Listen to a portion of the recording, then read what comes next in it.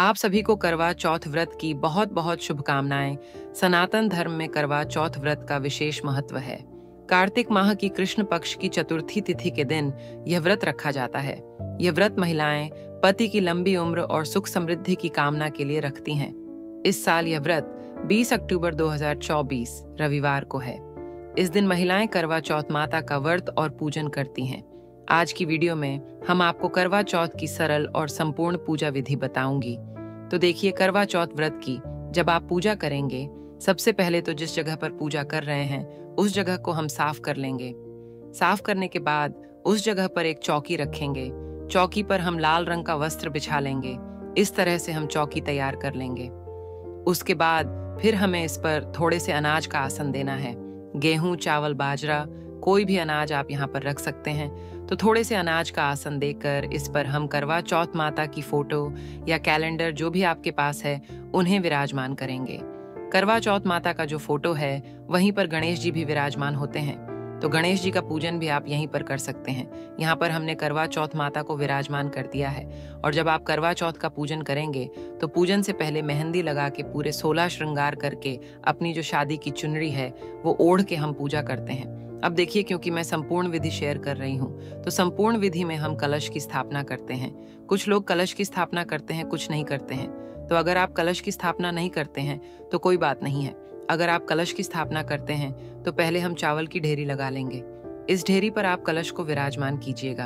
आप चाहे तो आप अष्टदल कमल बना लीजिए, नहीं तो सिर्फ चावल की ढेरी लगाकर उस पर हम तांबे या पीतल का एक कलश रखेंगे। कलश को हम शुद्ध जल से कंठ तक भर लेंगे। कलश भरने के बाद इसमें हमें 5 चीजें डालनी होती हैं। तो सबसे पहले हम हल्दी डाल देंगे। सूखी हल्दी है तो सूखी डाल दीजिए, नहीं तो आप हल्दी पाउडर डाल सकते हैं। उसके बाद रोली डाल देंगे, थोड़े से चावल, सुपारी और सिक्का। ये 5 चीजें हम कलश में डालेंगे। कलश के ऊपर हम आम के पत्ते सजाएंगे। अगर आपको आम के पत्ते ना मिले तो आप अशोक के पत्ते ले सकते हैं। पत्तों पर तिलक करके हमने पत्ते सजा दिए हैं। उसके ऊपर हम एक प्लेट यानी ढक्कन रख देंगे। प्लेट में हम कोई भी अनाज भरेंगे। आप गेहूं, चावल, बाजरा कोई भी अनाज ले सकते हैं। इस तरह से इस ढक्कन को भरने के बाद इस पर हम देसी घी का दीपक रखेंगे तो दीप कलश की स्थापना हो जाएगी।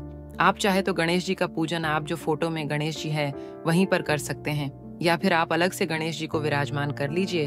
अब हमें करवा भरना है। तो जो मिट्टी का करवा है ये करवा हमारे नाम का होता है। इस करवे को हम जल से भरते हैं। करवे को भरने से पहले एक छोटी सी लकड़ी में थोड़ी रुई लगाकर हम करवे का जो नल है इसके ऊपर हम इस रुई को लगा देंगे ताकि जो जल है वो निकले ना। अब ये करवा तैयार हो गया है। इसको हम जल से भर देंगे। पूरा ऊपर तक नहीं भरना है, सिर्फ कंठ तक हमें इसमें जल भरना है। शुद्ध जल हम इसमें भर देंगे। फिर इस करवे पर हम ढक्कन रखेंगे। करवे का जो नल है वो करवा चौथ माता की तरफ करते हुए कैलेंडर के पास हम इसको रख देंगे। करवे के कंठ पर हमें मोली यानी कलावा जरूर बांधना है। तो आप कलावा बांध दीजिएगा। इसके बाद हमें एक करवा मीठा लेना है। आप इस तरह से खांड का जो करवा होता है वो ले सकते हैं, या फिर आप मिट्टी के करवे में भी मीठा भर सकते हैं। तो हमारे यहाँ पर इस तरह का मीठा करवा लिया जाता है। ये करवा चौथ माता यानी पार्वती माता के नाम का होता है। इस करवे के कंठ पर हम मोली बांध देंगे। इसको खील पतासे से हम भरेंगे। खील पतासे से या ड्राई फ्रूट से आप इसको भर लीजिएगा। इसके बाद इस करवे का नल भी माता की तरफ करते हुए हम करवा चौथ माता के पास इस करवे को रख देंगे। फिर हम अनाज रखेंगे। तो पहले तो ऐसे करवा चौथ माता की फोटो के पास ही अनाज की ढेरी लगा देते थे, लेकिन फिर उस अनाज को उठाना थोड़ा मुश्किल होता है, इसलिए आप प्लेट या कटोरी में भी अनाज रख सकते हैं। तो मैंने यहाँ पर कटोरी में गेहूं भर के रख दिए हैं। इसके के बाद फिर हम पूजा शुरू करेंगे। तो सारी हमने स्थापना कर ली है। अब जल के छींटे लगाकर सभी को हम भाव रूप में स्नान करा देंगे। जो हमने दीप कलश की स्थापना की थी उस दीपक को हम जलाएंगे। हाथ जोड़कर करवा चौथ माता से प्रार्थना करेंगे। हे करवा चौथ माता, आज मैं आपका व्रत पूजन कर रही हूँ। मेरी पूजा में कोई कमी रहे तो मुझे क्षमा करें और मेरे पति को लंबी उम्र प्रदान करें, यानी दीर्घायु प्रदान करें। इस तरह से हम व्रत पूजा का संकल्प कर लेंगे। फिर हमने स्नान तो पहले करा ही दिया था। अब हम वस्त्र स्वरूप सभी को कलावा समर्पित कर देंगे। तो गणेश जी को करवा चौथ माता को कलावा समर्पित करेंगे। कलश पर हमने पहले ही कलावे बांध दिए थे। इसके बाद अगर आपके पास लाल रंग की चुंदरी है तो आप करवा चौथ माता को लाल रंग की चुंदरी उड़ा दीजिएगा। चुंदरी नहीं है तो सिर्फ कलावा भी समर्पित कर सकते हैं। फिर हम रोली से सभी को तिलक करेंगे तो गणेश जी को, करवा चौथ माता को और कैलेंडर में विराजमान सभी देवी देवताओं को तिलक कर देंगे। इसके साथ ही जो करवे आपने चढ़ाए हैं उन कवों को भी हम तिलक करेंगे और कलश को भी हम तिलक करेंगे। इसके साथ ही कलश पर आप स्वास्तिक बना दीजिएगा। स्वास्तिक जो होता है वो बहुत ही शुभ चिन्ह होता है, तो आप पूजा में स्वास्तिक जरूर बनाइए। कलश पर हमने यहाँ पर स्वास्तिक बना दिया है। दीपक को भी हम तिलक करेंगे। इसके बाद तिलक पर हम अक्षत यानी चावल समर्पित कर देंगे। फिर हमें करवा चौथ माता को 16 श्रृंगार समर्पित करने हैं। 16 श्रृंगार हो तो आप 16 श्रृंगार समर्पित कर दीजिए। 16 श्रृंगार ना हो तो जितनी भी चीजें आपसे बने उतनी चीजें आप समर्पित कर सकते हैं। कम से कम 2 चीजें आप जरूर सुहाग की समर्पित कर दीजिएगा। सुहाग समर्पित करने के बाद फिर हम भोग समर्पित करते हैं। तो देखिए, अगर आपके यहाँ पर शाम को पूजा होती है और आपने भोग प्रसाद बना लिया है तो जो भी आपके यहाँ पर पकवान बनाए जाते हैं आप वो समर्पित कर दीजिए। अगर आपके यहाँ पर दिन में पूजा होती है तो दिन में आप कोई भी मिठाई समर्पित कर सकते हैं। मिठाई ना हो तो आप पतासे भी समर्पित कर सकते हैं। किसी के यहाँ पर शाम को पूजा होती है, किसी के यहाँ पर दोपहर को पूजा होती है। पूजा किसी भी टाइम हो, पूजा विधि सेम रहती है। तो यहाँ पर हमने मिठाई पतासे समर्पित कर दिए। और जो भी चीज़ आप समर्पित करेंगे ना मीठा, वो आपको करवे के ऊपर भी जरूर रखना है, क्योंकि इसी से हम चंद्रमा को जिमाएंगे। तो यहाँ पर हमने भोग समर्पित कर दिया है। भोग में आप रतु फल जरूर समर्पित करें। सिंघाड़ा मिल जाता है तो सिंघाड़ा समर्पित कर दीजिएगा, बहुत शुभ रहता है। नहीं तो जो भी रतु फल मिले वो समर्पित कर सकते हैं। उसके बाद हम जल समर्पित कर देंगे और फिर हमें बायना निकालना होता है। तो बायने के लिए आप साड़ी या सूट ले लीजिएगा। इस साड़ी या सूट पर जो आपने सुहाग का सामान रखा है ना, उसमें से कुछ चीजें इस पर रख देंगे। जो चीजें हम इस साड़ी सूट पर रखेंगे वो हमें बायने में देनी है। बाकी जो चीजें बच जाएंगी वो आप स्वयं यूज कर सकते हैं। इस तरह से बायने के लिए जो साड़ी सूट है वो हम समर्पित करेंगे। साथ में ही यथासंभव हम दक्षिणा समर्पित कर देंगे। ये सारी चीजें समर्पित करने के बाद फिर हमें करवा चौथ की व्रत कथा सुननी होती है। तो जो अनाज हमने चढ़ाया है उसी में से थोड़ा सा अनाज अपने हाथ में लेके हम करवा चौथ व्रत की कहानी सुनेंगे। पुराणों के अनुसार करवा नाम की एक पतिव्रता धोबिन अपने पति के साथ तुंगभद्रा नदी के किनारे स्थित गांव में रहती थी। उसका पति बूढ़ा और निर्बल था। एक दिन जब वह नदी के किनारे कपड़े धो रहा था तभी अचानक एक मगरमच्छ वहां आया और धोबी के पैर अपने दांतों में दबाकर यमलोक की ओर ले जाने लगा। वृद्ध पति यह देख घबराया और जब उससे कुछ कहते नहीं बना तो वह करवा करवा कहकर अपनी पत्नी को पुकारने लगा। पति की पुकार सुनकर धोबिन करवा वहां पहुंची तो मगरमच्छ उसके पति को यमलोक पहुंचाने ही वाला था। तब करवा ने मगरमच्छ को कच्चे धागे से बांध दिया और मगरमच्छ को लेकर यमराज के द्वार पहुंची।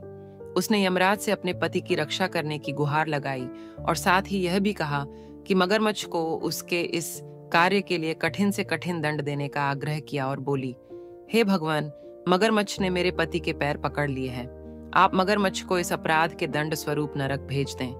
करवा की पुकार सुन यमराज ने कहा, अभी मगरमच्छ की आयु शेष है, मैं उसे अभी यमलोक नहीं भेज सकता। इस पर करवा ने कहा, अगर आपने मेरे पति को बचाने में मेरी सहायता नहीं की तो मैं आपको श्राप दूंगी और नष्ट कर दूंगी। करवा का साहस देख यमराज भी डर गए और मगर को यमपुरी भेज दिया। साथ ही करवा के पति को दीर्घायु होने का वरदान दिया।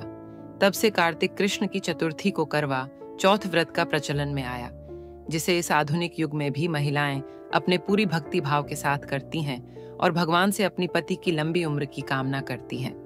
कहानी सुनने के बाद जो भी हमने हाथ में अनाज लिया है वो हम थोड़ा सा अनाज गणेश जी को समर्पित करेंगे। थोड़ा सा अनाज हम जल के लोटे में डाल देंगे। बाकी की जो अनाज बच गया है, कहानी सुने, जो ये दाने बच गए हैं, इनको हम सुरक्षित रख लेंगे। तो यहाँ पर हम अपने पल्लू में बांध लेते हैं। आप चाहें तो आप अपने पल्लू में इनको बांध लीजिएगा या फिर आप चाहें तो किसी कटोरी या किसी बर्तन में आप ये जो दाने हैं इनको रख सकते हैं। ये कहानी सुने हुए दाने हैं, इन्हीं से हमें रात को चंद्रमा को अर्घ देना है। उस टाइम पर ये हमें चाहिए होंगे, इसलिए आप इनको अलग से रख लीजिएगा। साथ में जो भी आपकी छलनी और प्लेट है तो वो भी आप चौकी के पास ही रख सकते हैं। अब हमें आरती करनी है। जो हमने कलश पर दीपक रखा है उसको नहीं उठाना है। आप आरती के लिए अलग से दीपक जला सकते हैं या आप चाहें तो कपूर से भी आरती कर सकते हैं। तो यहाँ पर मैंने कपूर जला लिया है। धूप दीप से बहुत ही प्रेम पूर्वक हम आरती करेंगे। करवा चौथ जो माता होती है वो पार्वती माता का ही स्वरूप होती है, तो हम करवा माता की आरती करेंगे। ओम जय करवा मैया, माता जय करवा मैया। जो व्रत करे तुम्हारा पार करो नया। ओम जय करवा मैया, सब जग की हो माता, तुम हो रुद्राणी। यश तुम्हारा गावत जग के सब प्राणी। ओम जय करवा मैया। आरती करने के बाद हाथ जोड़कर मेरी कमियों के लिए क्षमा याचना करेंगे और अपने पति की लंबी उम्र के लिए प्रार्थना करेंगे। आरती करने के बाद फिर हमें बायना निकालना होता है, तो बायना निकालने के लिए अपने पल्लू को हाथ में लेंगे, थोड़ा सा जल ले लेंगे और जो भी हमने साड़ी रखी है इस साड़ी के ऊपर से 2 बार इस जल को वार के हम हाथ जोड़ लेंगे। इस तरह से बायना निकाला जाता है। बायना निकालने के बाद देखिए, कुछ लोगों के यहाँ पर करवा फेरा जाता है। अगर आप अकेले हैं और आपके यहाँ पर करवा फेरा जाता है तो फिर आप पार्वती माता यानी कि करवा चौथ माता के साथ करवा फेर सकते हैं।